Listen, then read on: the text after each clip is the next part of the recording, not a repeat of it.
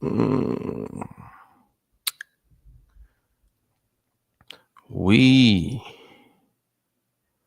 are live. What's up, Lions fans? It's a great day. It's a great day to be a Lions fan. All the talk, all the hoopla that's been going on all week. I told you guys last week, we just got to believe in the Lions. We just got to believe. And I know what the media is going to say this week. I know. We'll talk about that in a sec. But the Lions won. And they also got, I don't want to say they got some help because, the Lions control their own destiny, so they don't really need help in a sense. But Washington beat Philly. That's a huge win. Jalen Hurts goes down with a concussion, and it's a loss. So that's the way the game is, though. That's exactly how the game is. You can go from being a top team to not winning just by one injury, one play. And so that's scary, but it's also football. That's the life, that's the world that we live in. You go from being a Super Bowl contender to an average team, depending on who's available to play. And we obviously knew the Lions had a lot of injuries going in on the defensive side of the ball, but it was great to see them get started out with a 3-and-out and then 2 turnovers back to back. You know, when you can do that puts your offense, who is the strength of the team, puts them in great position to score. And then now you're putting a team like Chicago, who is offensively challenged, in a situation where now they're down by 13 points. I didn't like the Lions not scoring touchdowns on those drives. You got to score touchdowns. That could come back and hurt you if you're playing against the good teams, the better teams. You know, you get 2 field goals and 1 touchdown and 3 red zone trips. You could have put that game almost out of reach early, 21-0, first quarter, get off the sticks. But you didn't. But you still found a way to win. And you look good. I posed a couple questions on, well, not a couple, but I posed a question during halftime and just kind of asked, what the people were thinking of the game. And a lot of people were saying the same thing. The defense has to do more. The offense is looking good. And that's what we are going to see. The defense is going to struggle because obviously there's injuries, there's new guys. And the offenses are playing at a high level right now. It's the end of the season, right? The offenses are playing at a really high level. So you're going to see that. The Lions offense, man, what do you guys think of the trick play? Did you think it was a trick play? Do you think that was just the Chicago turf monster getting both Jahmyr Gibbs and Jared Goff at the same time? Or do you think that was an orchestrated trick play by Ben Johnson? I think it was orchestrated. Easily orchestrated. But nevertheless, it worked. It was beautiful. And they got a touchdown. Now, you would look up and say, most people will say, all right, the Lions, you guys are the best team. Why do you have to pull out trick plays every game? And I think that's just the culture of the team. I think that's the funness. They're young. They're exciting. And those plays keep everybody really locked in, because when you know you got a trick play called for you, you don't want to not execute that play, because then they won't ever call another one for you. So trick plays keep everybody on the edge, keep you, locked in. And I saw another thing that happened during the game that's a result of the culture there. Right before, I think it was the half, it was a 2-minute, right around the 2-minute mark. It was like 4th and 1 for the Lions. And everybody know the Lions go for it on 4th down.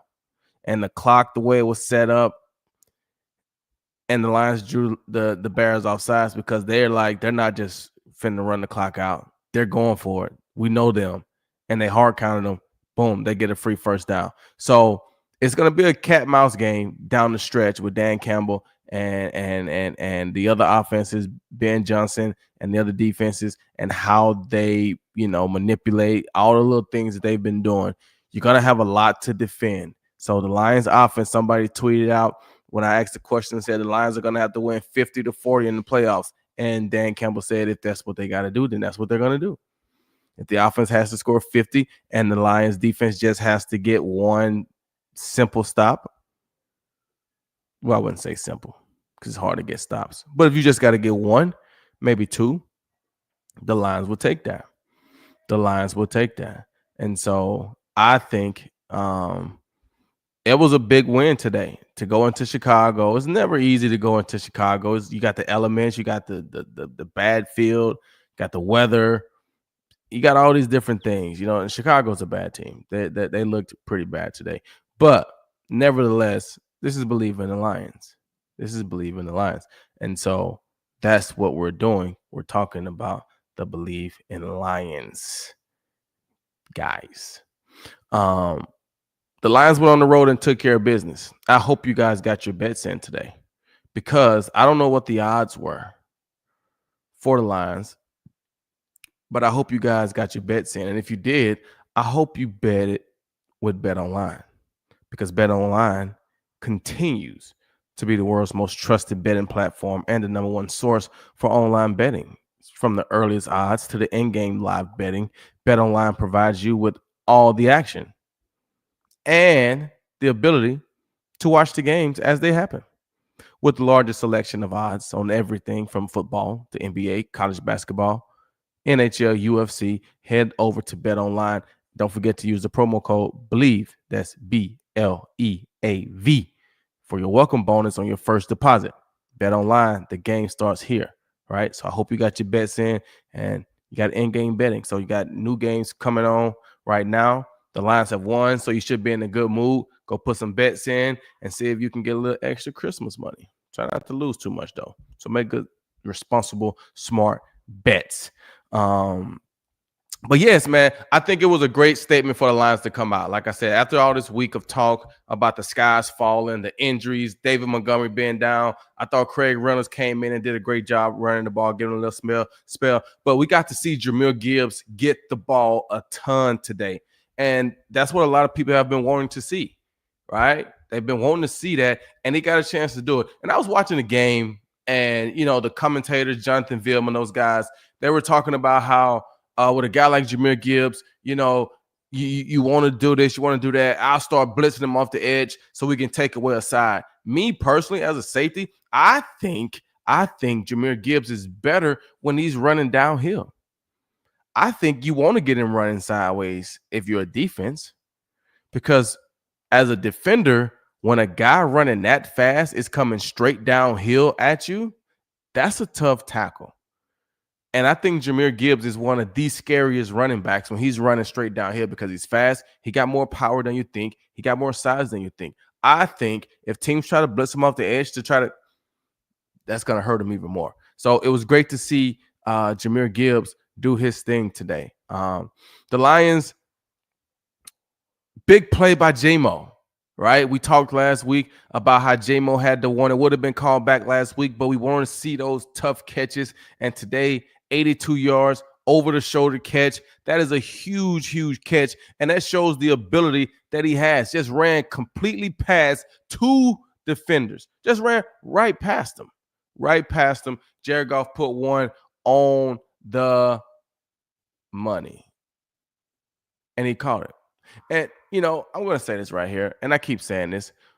One of the guys said Ben Johnson gave the Bears a reason to hire him.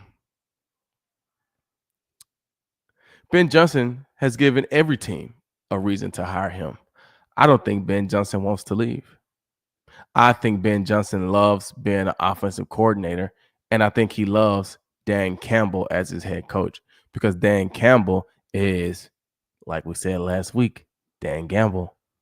And as an offensive coordinator, if you got your head coach behind you and he's not afraid to go for it on fourth down, he's not afraid to call the trick plays, you dial it up and we execute it, I'm going to call it. I'm going to let you do it. I think he likes that. I don't know if he wants to go to take a job like Chicago. I don't know. We'll see. But back to J-Mo. I thought J-Mo had a pretty impressive game. He had a couple of other catches and runs. So we saw the elusive speed of J-Mo today. We saw his ability, and we're going to need that. If you can provide that, that's going to open up things for Amon-Ra St. Brown. And we saw it on a 3rd and 14. Everybody's running deep. They dump it off to Amon-Ra St. Brown. He runs and get the first down on 3rd and 14. Right? Amon-Ra St. Brown's having an incredible season. A lot of catches, a lot of yards, touchdowns. It was a great day. It was a great day for the Lions. I thought Jared Goff played solid. The only thing I would say, outside of the 2 turnovers that the Lions were able to get from at the beginning of the game, we haven't had a turnover in the secondary in a while. Terrion Arnold had a nice game. Great coverage, especially in the end zone on the pass breakup. Brian Branch was flying around today, man. Had some really good tackles, good pass breakup in the end zone at the end of the game. He played well. He played really well.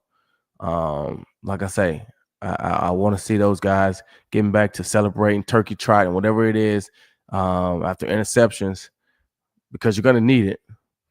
But nonetheless, they played well enough to get the win. And it's a celebratory thing because, like I said earlier, everybody's not winning. Philly lost. So now that puts a little more space in between the Lions and the Eagles. But at the end of the day, it looks like it's going to come down to Minnesota and the Lions last week of the season. That's what it looks like it's going to come down to. And depending on how it plays out, Minnesota, they're tied with Philly now, probably record-wise. So, I don't know. It's going to come down to that game. What else did I see during the game? What caught my eyes? Like I said, I like Craig Reynolds coming in. No, he's not David Montgomery, but he runs hard. He runs downhill. That's what you need. So I like that portion of it. I liked seeing Jahmyr Gibbs. Jared Goff played. Didn't seem like he let the cold bother him. That's a good thing. Hopefully they can lock up home field, and you won't have to worry about that in the playoffs, right? Hopefully they can lock up home field, and you get all the games inside in the dome. But I saw AG come out this week. They were talking about the sky's falling because the Lions lost one game, and I think my thing on that is, from a media standpoint, it wasn't that the Lions had just lost one game.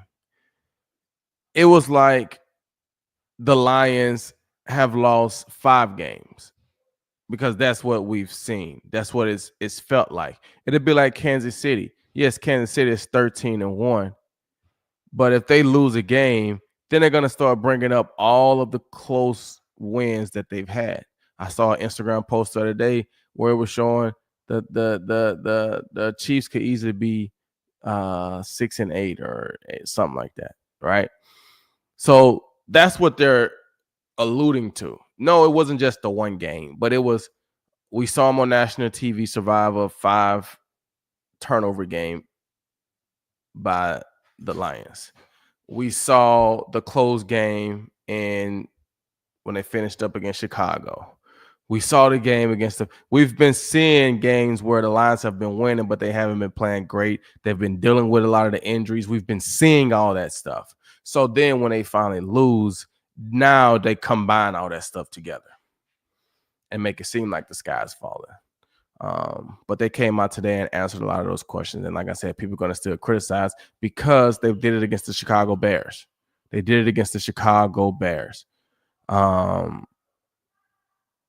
Who, quite frankly, I don't know what's going on in Chicago. I don't know why they're so bad, but they're bad.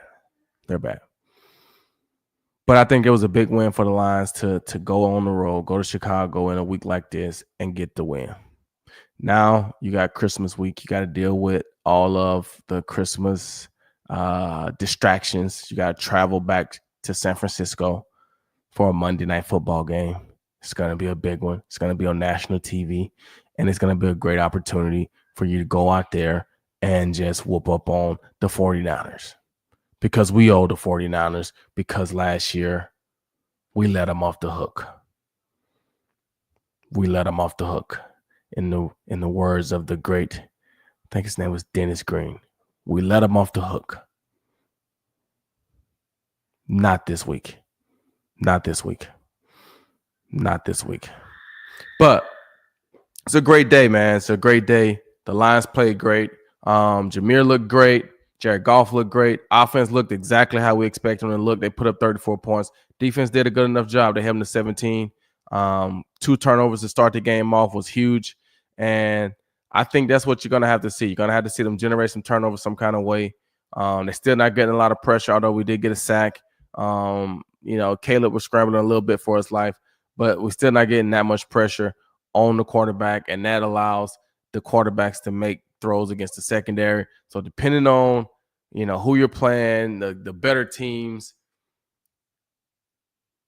the coverage could be put in jeopardy just based on the amount of time that the quarterback is having. But nonetheless, and this is what I say about the Kansas City Chiefs. This is what I say about the Detroit Lions. This is what I say about all of the teams. Because at the end of the day, in the NFL, every game, every single game for the most part is the same exact way. You're either winning by less than a touchdown or you're losing by less than a touchdown. And I probably could say you're either winning by less than 5 or you're losing by less than 5. And there's teams that consistently make the plays to win those games. And then there's teams that consistently make the plays to lose those games. And your Detroit Lions consistently make the plays to win close games. That is the sign of a champion. That is the sign of a champion, because we know for the most part in the playoffs, it's going to come down to one play here or there. One play at the end of the game, one play at some point is going to be the difference maker. And your Lions have been making those plays consistently. And that is why they have their franchise record 13th win today against the Chicago Bears. The Lions are 13-2. Number 1 seed. Here we come. I love it. I love it. I love it. So be proud of your Lions. Never lose faith. Continue to believe. And like I said, that's BLEAV in the Lions. If you're not subscribed to this channel, please go and subscribe. If you have questions, things that you want to talk about, submit them. I'll talk about them. Hit me on Twitter at Glover Quin Jr., I think. Hit me on Instagram at Glover Quin. Send it in to the Believe Network. Anything that you want to talk about, we're here for you guys, because this is the Believe Podcast. But start your holiday week off, your Christmas week off the right way. If you're in Michigan and it's cold, get you a little cider, apple cider. Drink it. Have a toast. Start your holiday week off right, your Christmas week. It's going to be a beautiful week. The Lions won. Christmas is on Wednesday. The hustle and bustle is here. I hope you're done with your Christmas shopping. If not, because I still got, I'm one of those guys that I don't really stop till like the last day. I just like to get stuff for people. So I continue up until I just can't get it anymore. But I thank you guys for tuning in today. That's really all I got. Your Lions looked incredible today. They look like a number 1 team today. Defense is going to get there. They're going to be okay. Hopefully they don't face a real offensive challenge until Minnesota. And that gives them another 2 weeks, and they should be ready. They should be ready. So feel proud, feel happy. Support your Lions. Support the podcast. Like, subscribe, share. We'll be back with another episode this week leading up to the Lions Monday Night Football game. But from me to you, Merry Christmas. Hope you have a great week. Enjoy your family, love on your family, and remember that Jesus is the reason for the season. Love you guys. Merry Christmas.